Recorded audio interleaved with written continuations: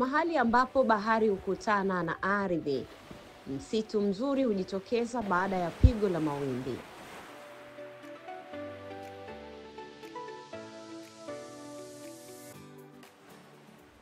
Hii ni miti ya mikoko, ni walinzi wa pwani ya bahari yetu asilia, ioteshayo mizizi katika maji ya chumvi na udongo wa pwani. Miti hii ni kama mapafu ya fukwe zetu, chimbuko la viumbe vya baharini na ngao dhidi ya bahari pindi ichafukapo.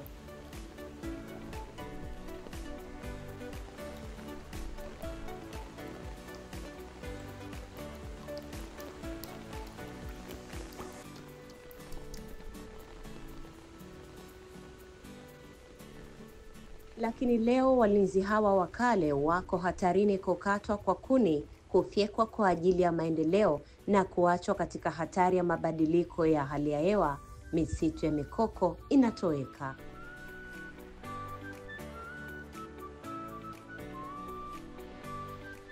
Hata hivyo, mizizi ya mikoko huleta matumaini kwa wavuvi wetu, hali ya hewa yetu, jamii zetu, kutokana na mimea hii kuwa mazalio ya viumbe wa baharini na pia ni kivutio cha mvua.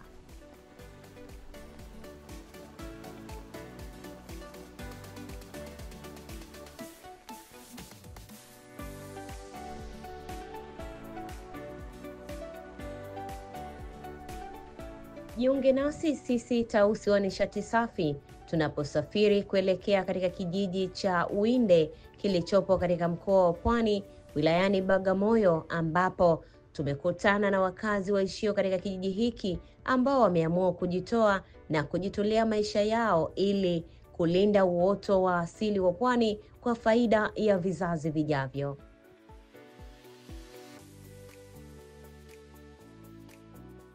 Jamii ya watu waishio Uwinde waliamua kuanzisha kikundi ambacho kimesimamia kupanda na kulinda miti aina ya mikoko iotayo pembezoni mwa bahari kutokana na uharibifu wa mazingira katika eneo lao kuongezeka kutokana na shughuli za kibinadamu. Kwa jina naitwa Salum Ali, ni mkazi wa Uwinde na muda wa miaka kama 15 tangu nimeingia hapa. Kuhusu mambo ya mazingira, kwa kweli tunajitahidi sana kuyalinda. Kwa kuhusu mambo ya miti, ni watunzaji wazuri wa miti na tunapanda vile vile miti. Kuanzia kwenye mashamba yetu hapa tunapanda miti. Ukitaka kukata mti labda unakata moja, unabakiza mingine. Kwa upande wa mazingira hasa kwa mtaa wetu, zaidi tunahusika na mazingira ya pwani kwenye mikoko. Hili ni eneo la koko ambalo ndo tunalitunza na kulihifadhi. Lakini katika kutunza na kuhifadhi kuna uharibifu kama huo unaoonekana ambao unafanyika na wananchi ambao wapo pembezoni mwa eneo hili. Kwa hiyo ili kuboresha au kuimarisha koko hii isikatwe wala isiharibiwe, inatakiwa sisi kikundi cha BMU ambao tumeanzisha BMU ya kulinda mazingira, tukilinde na vile vile tupate sapota ya serikali ya kutusaidia sisi tupate kuhakikisha ulinzi sahihi unafanyika, kwa sababu kama hivi unaona kuna chungiwa mpaka ng'ombe na wafugaji wamekuwa wakorofi. Huwezi ukamfuata tu kama mimi nikamwambia asichunge humu akanielewa, anaweza kanianzishia pia matatizo. Kwa hiyo kiusalama tunahitaji labda TFS watusaidie, tuungane nao katika kushirikiana kuilinda hii koko. Hii koko tusipokuwa makini itaangamia kwa sababu uharibifu umekuwa mkubwa, na sisi tunajitahidi kuiokoa hii koko yetu, na ndio maana tumeanzisha kikundi ambacho kina hati kwa uhalisia kabisa ili kuonesha tunaisaidia vipi au tunaiokoa vipi hii koko yetu ambayo ipo katika maeneo yetu. Kikundi cha Shanga Development Group kilianzishwa kwa lengo la kuleta na kuokoa mikoko katika pwani ya Bagamoyo. Je, ni kwa namna gani kikundi hiki kimeungana na kurudisha muonekano wa zamani wa pwani ya Bagamoyo? Naitwa Nasibu Omari Mafungwa, ni katibu wa Shanga Development Group. Ni kikundi cha mazingira kilichopo eneo la Zaba iliyopo Makulunge, wilaya ya Bagamoyo. Eneo la Koko ambalo lipo pembezoni mwa bahari. Haya ni maji ambayo yanaingiliana na bamvua, maji ya mvua na bamvua likiingia, kwa maana pia wanapatikana samaki wa aina tofauti tofauti, ila maji yakiwa yameingia ya kutosha. Wa maji baridi wanapatikana, na mbele kule watu walikuwa wanafugaga koazi kwa ajili ya biashara na mboga pia. Kwa hiyo hili eneo pia ni moja kati ya maeneo ya mazingira ya kuhifadhi mazingira ya uoto wa asili. Watu wasaidizi wa kutusaidia bado hatujatafuta, ila sisi wenyewe tulikuwa tunajichangisha michango midogo midogo kwa ajili ya upandaji na mambo mengineyo, na tuliainishia pia tuanze labda kutafuta mizinga ya kawaida japo kadhaa ya kuanza, labda endapo itakuja kupatikana muonekano italeta labda changamoto ya watu ambao wenye uwezo wao kutusaidia, makampuni binafsi au mashirika ambayo wanahusiana na mazingira na vitu kama hivyo. Tulikaa nao kwanza katika zoezi zima la uhamasishaji, kuhamasisha kutunza mazingira, kuacha kukata miti ovyo, umeona, na kuendelea kupanda miti. Yani baada ya kukata watu wawe wapandaji wa rahisi kuliko ukataji. Kwa hiyo baada ya kuhamasisha, unajua kila unachohamasisha sio mtu atachukua uelewa kwa haraka kama unavyofikiria wewe. Kuna wakati uelewa unakuwa kidogo mgumu, lakini tunaenda nao hivyo hivyo mpaka wanafikia na wao katika makusudio ambayo wanajua nini nyewe mmekusudia.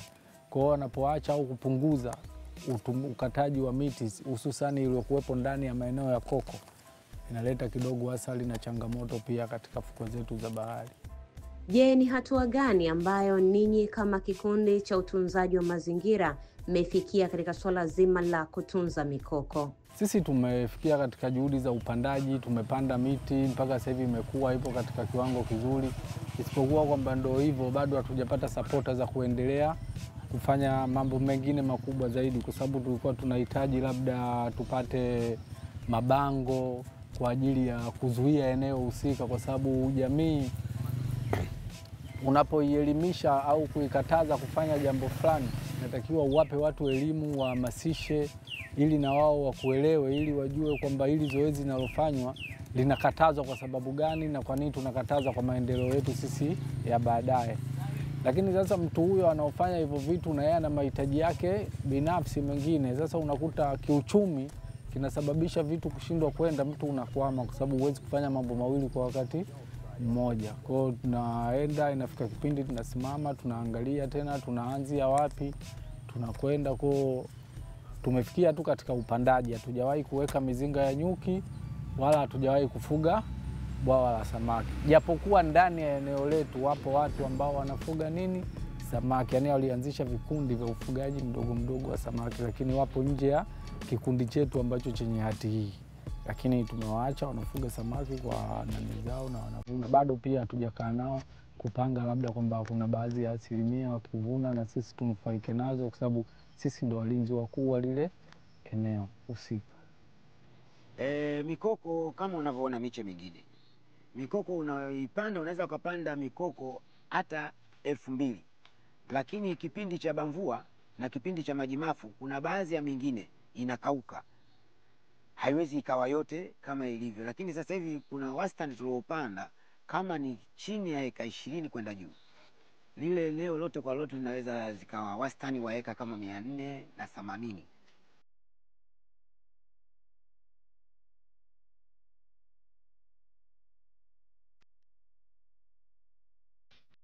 Tunawashukuru sana mkiwa kama kikundi kwa kutunza na kulinda mazingira kwa faida ya sasa na baadaye. Je, mikoko hii hutumika kufanyia nini? Tungefahamu hilo.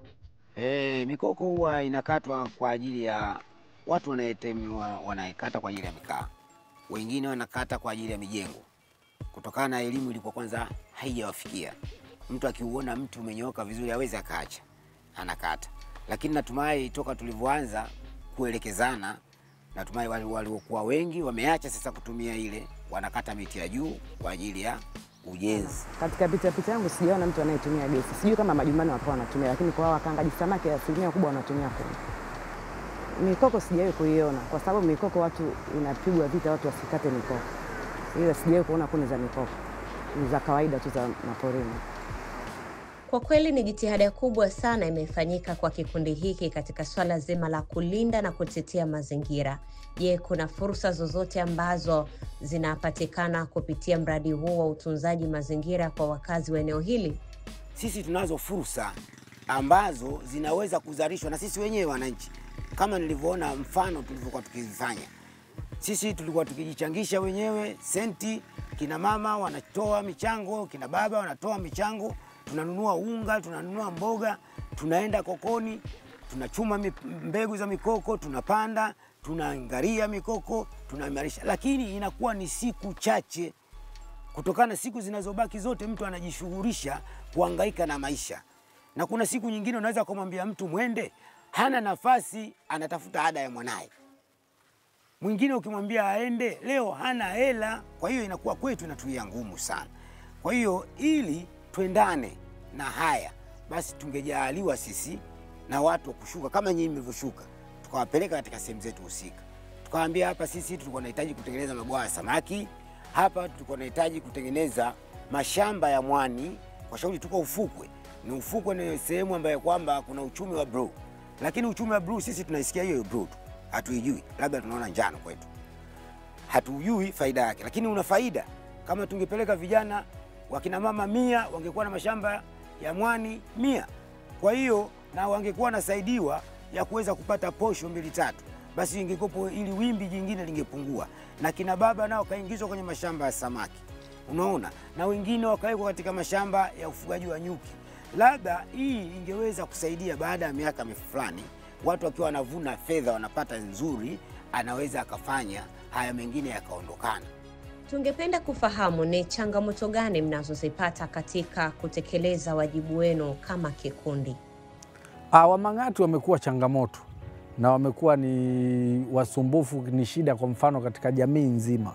Kama wakulima, mtu analima, anategemea avune mazao yake, lakini mazao yanalishwa na mifugo. Ukifuata haki za kisheria, mambo yanakuwa mengi, kwa sababu kuna watu tumeshawaona wamepeleka kesi mpaka mahakamani, lakini hawakupata hata fidia zao, wamerudi hapa tunao. Umeona, na ni wengine watu wazima hawezi kujishughulisha tena. Iko kilimo chenyewe analima tu ili mradi ajikimu kiuchumi, lakini umri wake umeshapita hata kulima. Lakini huyo mazao yake yanalishwa, na huyo akipeleka labda kisheria hana mafanikio yoyote anayofanya nini yanayopatikana. Kwa maana yeye anabaki hajui wapi atasaidiwa, hajui maisha yake yanaenda vipi, na ukifosi sana mwisho wake utapigwa. Kwa sababu hata unaona, kwa sababu sijui wanachunga wanalisha nini. Na uwezi ukamzuia ukamwambia asichunge, lazima atakuletea wewe shida. Ila kama vyombo vya sheria vinakuwepo kusimamia, sisi tunahitaji vyombo vya sheria vitusaidie kufanya nini? Kusimamia. Kwa sababu vitu kama hivi vinazuilika kivyombo vya sheria. Kama una taratibu yote ya kisheria, utatumia nguvu, lakini nguvu yako itadhibitiwa, utakuwa umekwisha. Umeona? Kwa hiyo wamang'ati ni changamoto kwa wakulima, tena ni kubwa sana. Kwa kumalizia, sisi pamoja na watazamaji wetu tungependa kufahamu mna wito gani kwa serikali na jamii kwa ujumla? Mimi shauri wangu kwa vijana wangu wote kwa pamoja, wasikate tamaa. Maisha sio kukimbia. Maisha na kutafuta ni vitu viwili tofauti. Sisi tumo ndani ya maisha. Maisha hayakimbiwi. Kwa hiyo tupambane, tuibue tu miradi na vitu vingine vyovyote ambavyo kwamba venye fursa inayotumika katika kisheria. Natumai maisha yetu yatakuwa mazuri. Kufuatana tunao mradi karibu na tunayo bahari karibu, isipokuwa tu wapambane kwa nguvu moja, tuache uoga wa kimaisha. Kikubwa zaidi sisi tungeomba serikali itu support katika yale tunayoyafanya. Yaani tuwe na mafungu ya kuweza kutusaidia kipindi tunapoenda kupanda, na vile vile kuaga tunapangaga patrol, yani kufanya ulinzi. Vile vile naye wakati ukiwa na kifungu unajua fulani na fulani leo wanaenda kufanya patrol, kuna vitu vinagutiwa gumboot, maana mule kokoni kuna masiki makali sana. Sasa unakuta mtu pekupeku, unakuta watu wako wanarudi nao, wengine kishapata ajali afenda kwa kutibiwa hakuna, inakupa watu wanakukimbia. Sasa kama itakopo kuna posho fulani wanazozipata, alafu tupate kama vile fiber boti moja kwa ajili ya kufanyia patrol kwenye mito ile midogo midogo, maana kuna uharibifu mwingine unaofanyika ndani ya mito. Hasa uwezi ukauenda ng'ambo kama wewe una chombo. Kwa hiyo lakini unapokuwa na boti, basi mna uwezo wa kulinda nyinyi wenyewe na kuhifadhi. Maana mali ikilindwa na wenyewe ndio inakaa imara, kushinda kulindwa na mtu hivi kusikia kwamba anatoka Bagamoyo anakuja anakamata hapa. Ile mimi naonaga si kweli. Kwa hiyo tungeiomba serikali na tungewaomba TSF washirikiane bega kwa bega na wakazi wenyewe, wawe ndio walinzi wenyewe, walinzi wao wawape taarifa kwamba uharibifu huu uko vipi au iko vipi, kulikoni hivi uharibifu unazidi. Kwa shauri wao watakuwa ni chanzo cha kuchochea uharibifu. Hilo mimi maoni yangu tu lakini